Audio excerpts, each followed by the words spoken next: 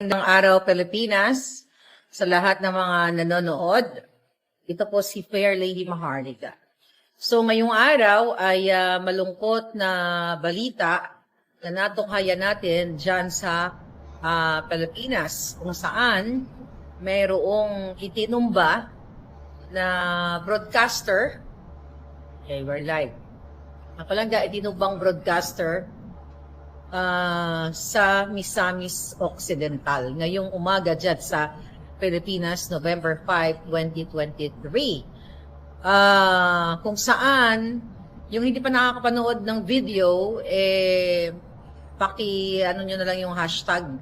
Makita nyo na iba't ibang mga video ang lalabas na talagang itinumba ng live itong broadcaster na si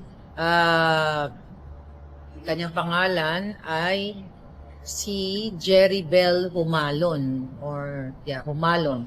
Jerrybel Humalon or Jumalon, Jumalon, nakalala sa pangalang DJ Walker, kung saan siya po ay radio journalist sa Misamis at siya ay nagbabalita ng live sa kanyang bahay. So, bahay niya is also ginawa niyang studio.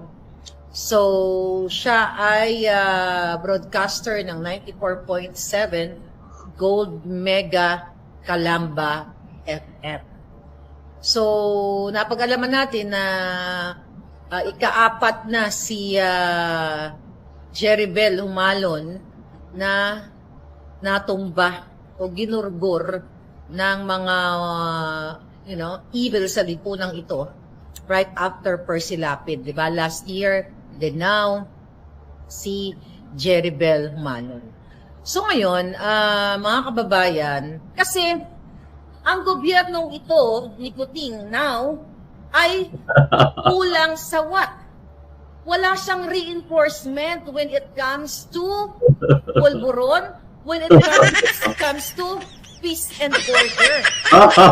Wala siyang ganun. Wala siyang positive na sinasabi na, ito, kayo mga drogista, kayo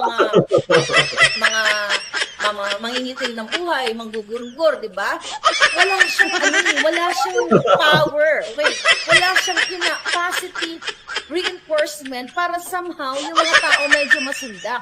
Kasi mga kababayan, paano hindi siya walang positive reinforcement, mismo nga yung mga sindikato, ikasabwat nila. Ay, nako. Tuluyan nang nababaliw itong si Claire Eden Contreras o Maharlika, pero bansagan po natin siyang Maharluka. Wala daw. Kasi yun ang pamantayan nitong pong mga DD shit. Kailangan brutal ka, kailangan arugante ka, kailangan minumura mo ang Diyos, kailangan manyakis ka, kailangan sa harap ng asawa mo o girlfriend mo nangahalik ka ng ibang babae, o kailangan lahat ng mga hindi kaaya-aya sa harapan po ng publiko. Ganon dapat ang ginagawa para mahalin ng mga katulad nitong DD shit na si Maharluka. Ano ba ang tunay na nangyari? Hindi pa natin alam eh. Wala pang resulta ng investigasyon tapos nagka-conclude ka kagad na kasalanan naman ito ng kasalukuyang gobyerno. Anyway, bago tayo magpatuloy dyan, naka-live po tayo ngayon sa Top 1 Facebook page at Top 1 Alpha YouTube channel. Kung maaari, huwag nyo po sanang kalilimutang paki-like at i-share ito pong ating live streaming. Mag-follow and subscribe din po sana kayo sa nabanggit na page at channel at paki-hit nyo po yung notification bell nang sa ganon ay updated po kayo sa ating future live stream at uploads. Maraming salamat po sa lahat po ng mga members po natin sa YouTube, mga subscribers po natin sa Facebook, sa lahat ng nag-share po ng ating video at sa inyo pong patuloy na pagmamahal at pagsuporta sa ating Pangulong Ferdinand R. Marcos Jr. na tinatawag na kuting nitong si Maharluka. Pero alam naman natin kung sino talagang strong leader sa kasalukuyan eh. Yung sa kanila, matabil lang ang bunganga nun, malakas lang sa salita pero kulang sa gawa. Utu-utu nga ng China eh. O shoutout muna tayo mga tol bago po tayo pumalaot sa tatalakayin po natin sa oras na ito.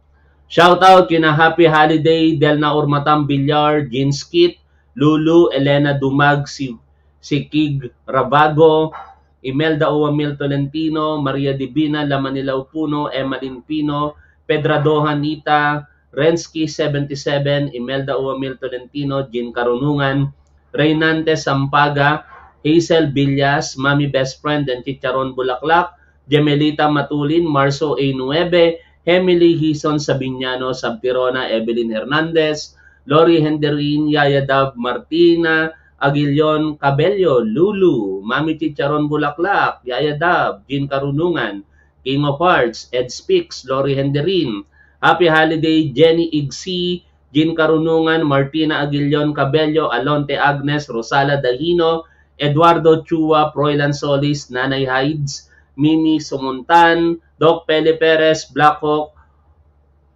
Obrob, Nibram, Isabelita, Nilo, Delna Ormatam Villar, Gray 28, Veronica Macaraeg, Alan Papacantos, Peñegos, Lorna Taisa, Joke, Emily Hison Sabiñena, Gilan Neb, Gio Prisk, Suset Malyari Ramos, Olive Lopez, Sanitario Malintam, Ricky Dawan, Marie Anastasia Rodriguez, Generoso Mariano, Maria Divina, Lamanilaw Puno, June R. Gabuyo, Dory Lopez, Jorlita Agustin, at sa lahat po, kina Ate Beth Murakoshi and Denita Bukad, kay Ma'am Christina Baker, Chabilleros, kay Ate Josephine Makatula, belated happy birthday po sa inyo, kay Ate Ludi Pamilar, at sa lahat po ng ating manonood, kay Tol Sasa, kung nakakapanood ka man, shoutout sa iyo.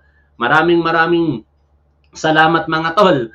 Kapag ka naniwala ka sa mga vlogger na bayaran, katulad po nitong mga DD Sheets na vlogger na ito na mga bayaran, hindi po sa atin yan nagmula, kung hindi sa mismong kasamahan po nila na si Nino Barsaga. Ayon kay Nino Barsaga, mga bayaran ng DDS vlogger. Tanga ka. Kaya ang naniniwala lamang dito sa mga DD Sheets na ito ay kapwa po nila tanga o kaya uto-uto. Bakit? Paano po natin masasabi na ang katunayan na sila po yung mga uto-uto? Hindi naman maikakaila na sa nakalipas na administrasyon, napakalala po ng sitwasyon. Sabi nila tahimik daw po ang bayan, hindi po yun totoo. Gaano karami ang namatay na Pilipino sa panahon po ni Rodrigo Duterte? Ayon po dito sa balita, bago magtapos ang panunungkulan nitong si Rodrigo Duterte, June 24, 2022, 6 years of blood and violence.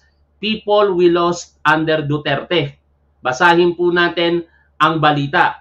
Manila, Philippines, there is no denying that the rhetoric of President Rodrigo Duterte is one that promoted violence.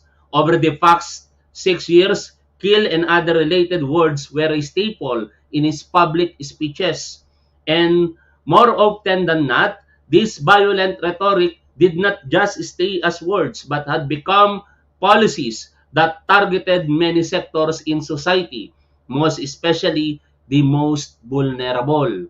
It's not that Duterte himself did the killings, but his policies made a culture of impunity the norm in the Philippines. Hindi maikakaila ito na sa panahon ng panunungkulan nitong si Rodrigo Duterte, kaliwat kanan ang tumutumbang kapwa po natin Pilipino. Ang masaklap, hindi naman lahat yon ay may kasalanan sa batas. Marami pong mga inosenteng sibilyan ang napatay dahil po sa kalukuhan na bloody drug war nitong si Rodrigo Duterte. Tuloy natin. Philippine Human Rights Information Center Executive Director Nimia Pimentel Simbulan said that Duterte's legacy would be the institutionalization of state violence in the country, adding that he has done this not just in his war on drugs but also in other aspects of governance. At hindi po ito maikakaila. In fact, hindi pa nga Pangulo itong si Rodrigo Duterte, inamin niya po sa television show niya sa SMNI na siya po ay nagbabayad gamit ang confidential funds para magpapatay ng tao, particular sa City of Davao. Yan po ay nanggaling mismo sa kanyang bibig. Hindi po yan natin paninira. Siya mismo ang umamin na siya po ay nagpapatay using confidential funds. At isa sa interview na napanood po natin itong si Rodrigo Duterte, inamin niya sa harapan ng media na 3 tao ang kanyang pinatay at hindi niya mabilang ang dami ng bullets na tumama doon sa mga taong kanyang pinatay. Tuloy po natin. As Duterte steps down from office, Rappler takes a look at the number of lives lost in different sectors during his administration.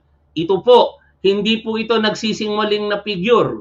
Hindi porket binalita ito ng Rappler, hindi totoo. Ito po ay nakatatak sa ating mga datos. Ilan po ang namatay na mga kapwa po natin Pilipino? 6,252 individuals in police anti-drug operations as of May 2022. 427 activists, human rights defenders, grassroots organizers as of December 2021. 166 land and environmental defenders as of December 2020. 23 journalists, media workers as of April 2022. 66 judges, lawyers, prosecutors as of December 2021. And 28 mayors, vice mayors as of December 2021. Tapos palalabasin mo ngayon, maharlo ka na napakagulo ng kasalukuyang gobyerno. Kung titingnan mo ang datos na ito, wala pa sa 1% sa mga namatay sa panahon ng Duterte administration.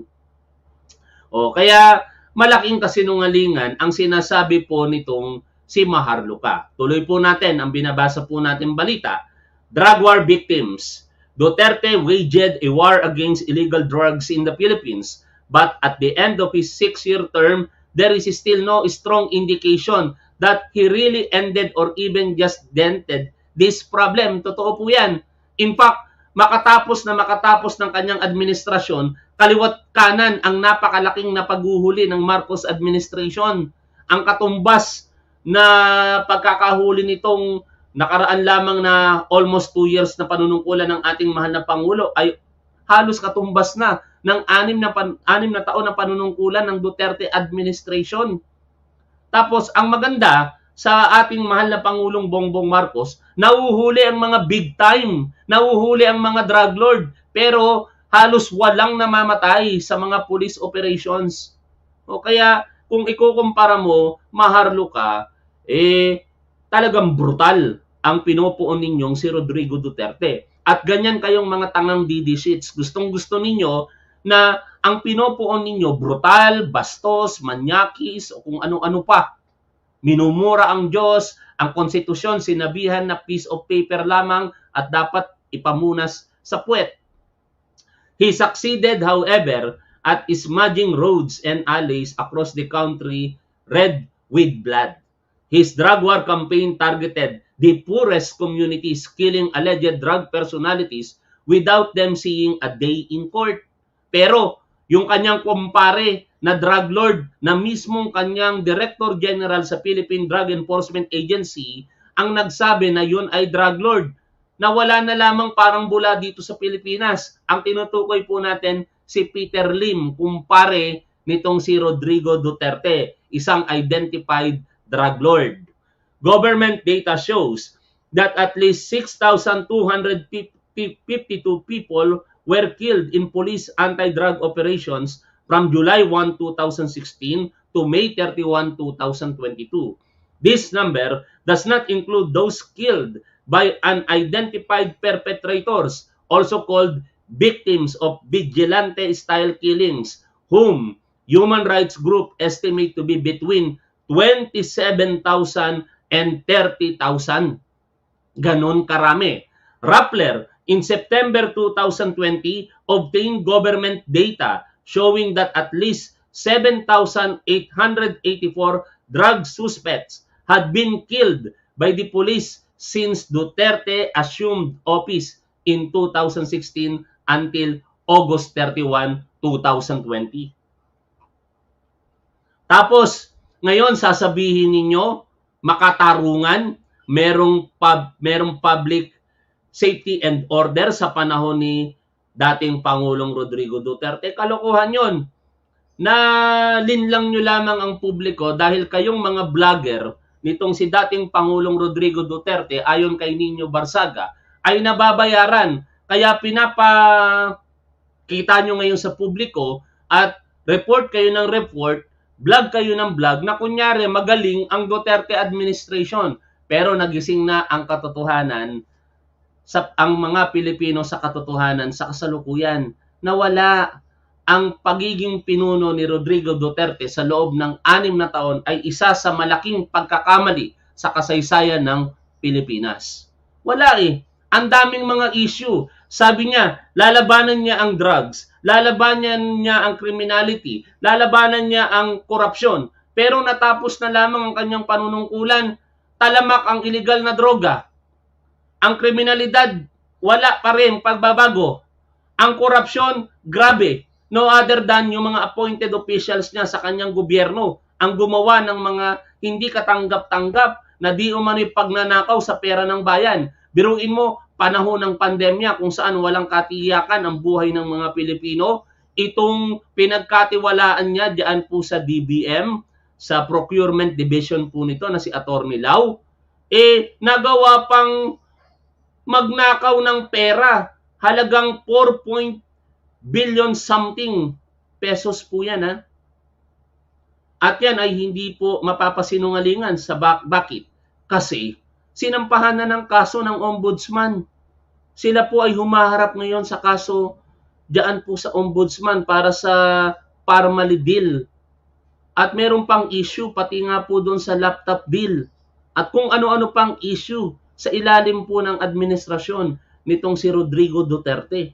Ngayon, ibabato mo sa kasalukuyang gobyerno, ang sasabihin mo, maharlo ka, na walang peace and order, walang kaayusan at katiwasayan, kasi hindi nagpo-pronounce ng ganito si Pangulong Bongbong Marcos. Madaldal lamang si Rodrigo Duterte, pero sa katotohanan, walang katahimikan sa Pilipinas.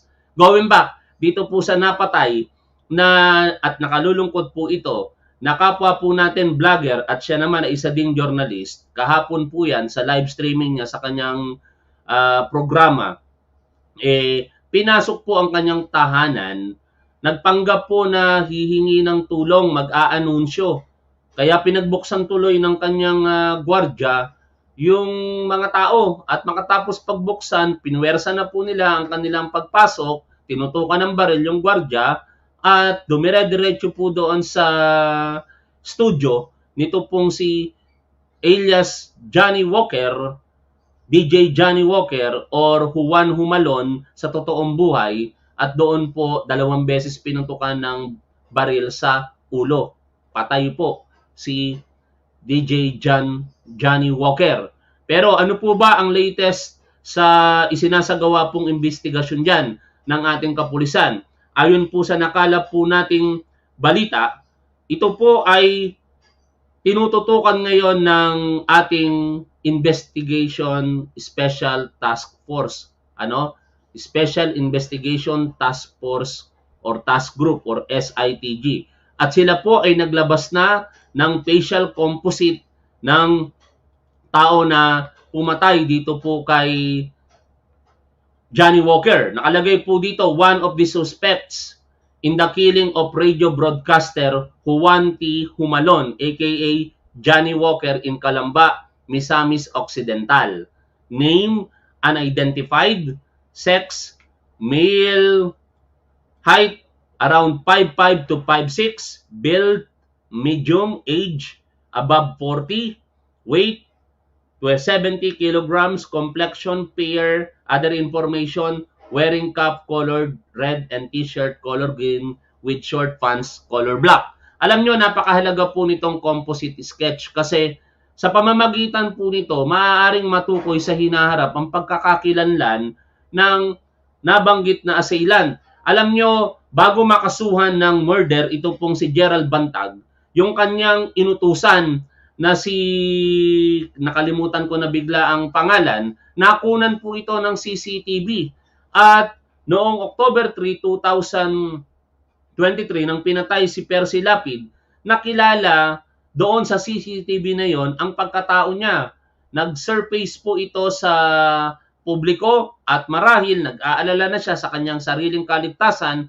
Kaya noong October 17, sumuko po ito sa ating kapulisan at October 18, pinresenta sa harapan po ng publiko ito pong tao na pumatay kay Percy Lapid. Kasama na rin yung nagpapatay doon kay June Villamor. Wala iba tayong tinutukoy na nag-utos doon sa tao na yon kung hindi itong si Gerald Bantag. At naniniwala tayo dahil sa magaling ang kasalukuyang gobyerno po natin at dahil na rin po sa kasipagan ng ating Philippine National Police at saka ng National Bureau of Investigation, kinalaunan ito pong tao na ito na pumatay kay Johnny Walker, malalaman po natin at makikilala yan at naniniwala tayo na meron pong masasampahan ng kaso dyan.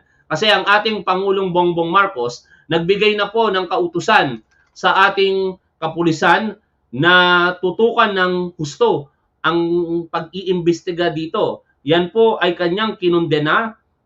Kahapon, nagpahayag po ang ating mahal na Pangulong Bongbong Marcos ng pagkondena sa pagpatay dito po kay Johnny Walker. Ayon po sa Presidential Communication Office Facebook post, pahayag ni Pangulong Ferdinand R. Marcos Jr. sa pagpatay sa broadcaster na si Juan Humalon. Mahigpit na kinokondena ng ating Pangulong Ferdinand R. Marcos Jr. ang pagpatay sa broadcaster na si Juan Humalon o mas kilala bilang si Johnny Walker nitong linggo ng umaga. Ang ganitong walang kabihasnang pag-atake sa ating mamamahayag ay walang lugar sa isang demokratikong bansa. Inatasan ng ating Pangulo ang Philippine National Police na magsagawa ng masusing investigasyon upang mahuli at mapanagot ang sinumang nasa likod ng karumal-dumal na krimen ito. Pinapaabot namin ang pakikiramay ng buong administrasyon sa pangunguna ng ating Pangulo sa pamilya at mga kaanak ni Johnny Walker.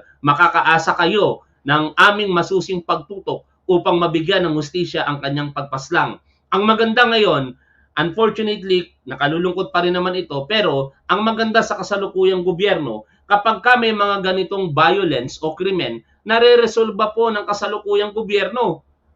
Pati pa nga yung mga problema sa nakalipas na administrasyong Duterte, Pangulong Bongbong Marcos pa sa kanyang administrasyon na-resolba ang mga problema. Ano ang tinutukoy natin? Yung mga nawalang sabungero, hindi na solusyonan nyo ng Duterte administration. Pero ang Marcos administration, nasolusyonan iyon. Ang nakalulungkot lamang, yung mga mismong pamilya na ngayon, mga biktima, ang umaatras dun sa kaso. Nakakapagtaka. Anong nangyari sa kanila? Bakit kung kailan huli na yung mga akusado, saka sila isa-isang nagsisipag-atrasan doon sa reklamo na kanilang isinampa laban sa mga kumidnap at di umano'y pumatay sa kanilang pamilya. Kaya dito, sa pagpatay kay Johnny Walker, naniniwala tayo na mariresolba po ito ng ating kapulisan sapagkat ang ating Pangulong Bongbong Marcos ay naniniwala sa rule of law at rumerespeto sa due process. Kaya maharlo ka, kung ikay magkukumpara, siguraduhin mo na walang butas yung pagkukumparahan mo. Nakakahiya naman sa pinagkukumparahan mo kay Pangulong Bongbong Marcos na napakagaling, napakahusay, may tunay na malasakit, samantala yung ipinagmamalaki mo, puro bunganga, napakabrutal ang polisiya, at wala naman halos natupad na pangako. Meron pala sa mga kapulisan kasi personal interest din naman kung bakit niya tinasan ang mga uniform service para hindi siya ikudita. By the way, bago ko makalimutan, nananawagan ng civil disobedience. Yan si dating Pangulong Rodrigo Duterte. Napakalaking tangan nyo pag naniwala po kayo dyan. Biruin nyo, sasabihin niya sa harapan ng publiko sa kanyang mga follower at mga utu-utong DD sheets, huwag kayong magbayad ng buwis. Pag kayo'y hindi nagbayad ng buwis, ewan ko lamang, kayong mga DD sheets, kayong ang unang-unang maaapektuhan yan. Lalong-lalo na yung mga umaasa sa mga ayuda na naniniwala dito kay dating Pangulong Rodrigo Duterte. Pagka nawalan ng koleksyon ng buwis ang gobyerno, wala nang ayuda na maibibigay sa inyo ang gobyerno. Sa mga utu-utu naman na maniniwala ng mga negosyante ng mga DD sheets, pag naniwala kayo, kaso aabutin ninyo, may pagkakakulong at multa yan. Kaya tanga lamang ang maniniwala sa panawagan na yon ni dating Pangulong Rodrigo Duterte. Basta DD sheets kasi, tanga. Gusto ko lamang i-share po sa inyo ang mga post ni Top 1 R Cream. Ganito kasi ang mga DD sheets, mga tol eh. Ganito sila eh, oh. Tingnan nyo isa-isahin po natin. Kailangan meron kang isang dakilang alalay para mahalin ka ng DD sheets. Kailangan bloody ang drug war mo para mahalin ka ng DD sheets. Kailangan galit ka kay PBBM para mahalin ka ng DD sheets. Kailangan o dapat pinaglipana mo ang Pogo para mahalin ka ng DD sheets. Kailangan galit ka sa COA para mahalin ka ng DD sheets. Kailangan nakawin mo ang pondo ng bayan sa panahon ng pandemya para mahalin ka ng DD sheets. Kailangan baluktot ang utak mo para mahalin ka ng DD sheets. Kailangan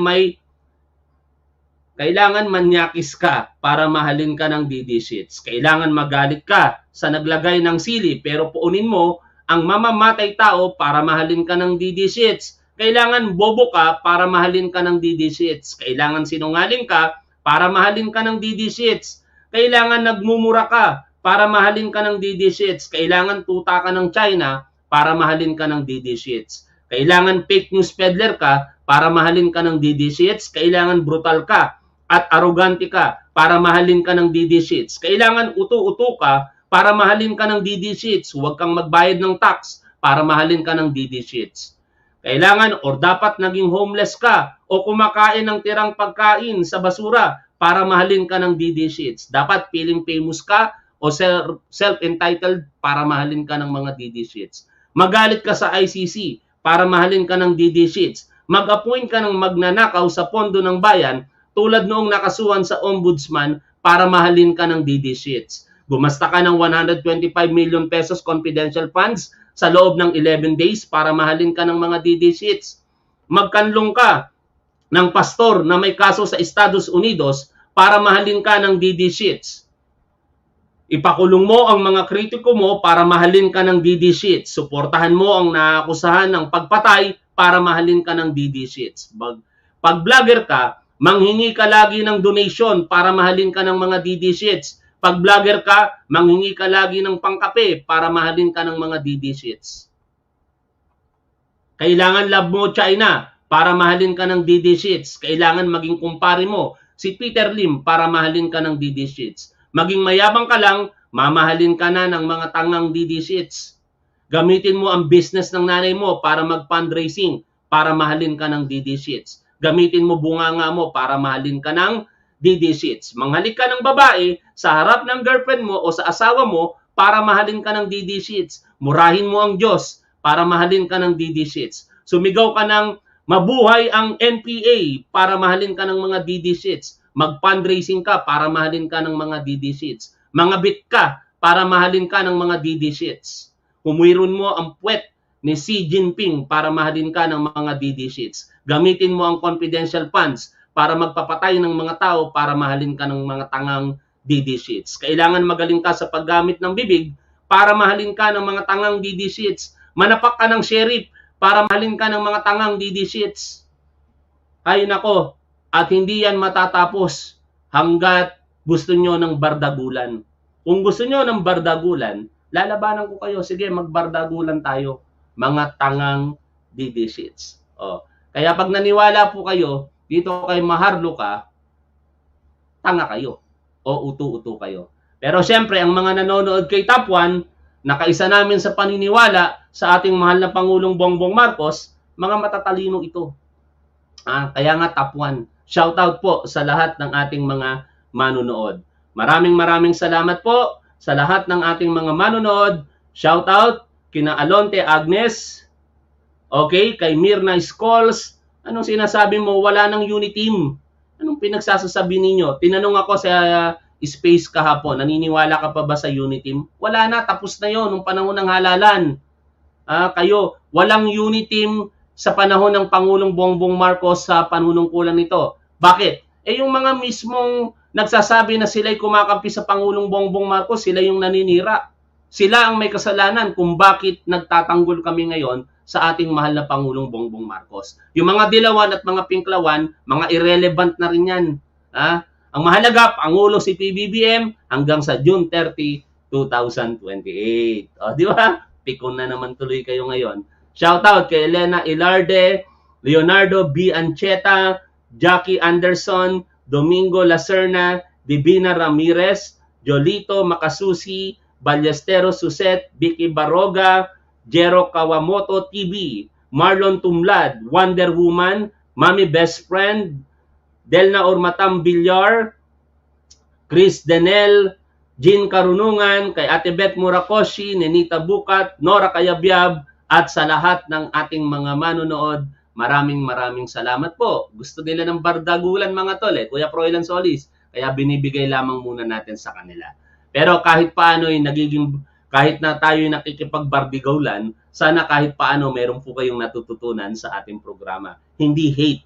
Kasi ang tinatanim nitong si Maharlika at ng mga DD shits na vlogger, puro hate lang, puro galit lang. Walang mga alam, mahihina talaga mga utak. Hanggang dito na lamang, lagi po nating tandaan kung ano ang tama at dapat, doon po tayo. Keep safe, see you always, bye for now.